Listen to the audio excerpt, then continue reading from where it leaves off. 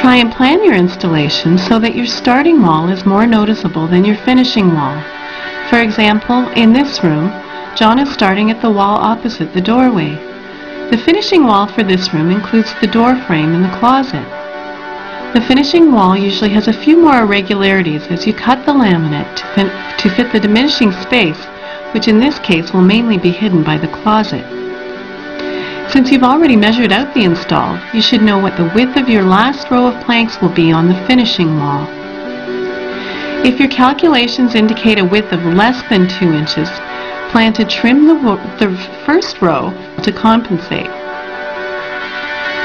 Here John has already ensured that the starting wall is straight and has begun to lay out the first row. Note that he uses spacers that are 1/4 inch along the walls to allow for the expansion gap. The expansion gap is the room you leave to accommodate the natural expansion and contraction of the laminate as humidity and temperature conditions change. If you don't leave a gap, you risk buckling at the joints. Leave room for the expansion gap on all 4 walls and make sure it's never less than 1/4 inch. In general, the gap can be anywhere from 1/4 inch to 1/2 inch. Lay down the first row with the tongue side of the laminate facing the wall.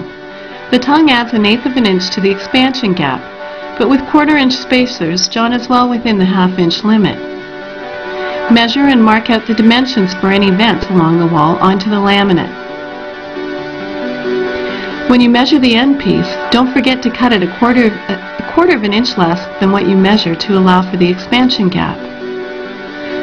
Cut the end piece and the plank you've marked for the vent. John cuts the end piece and plans to use the rest of the plank to start the second row so that the joints are staggered. He makes an extra cut in the leftover plank to keep the joints from one row to the next a minimum of 8 inches apart.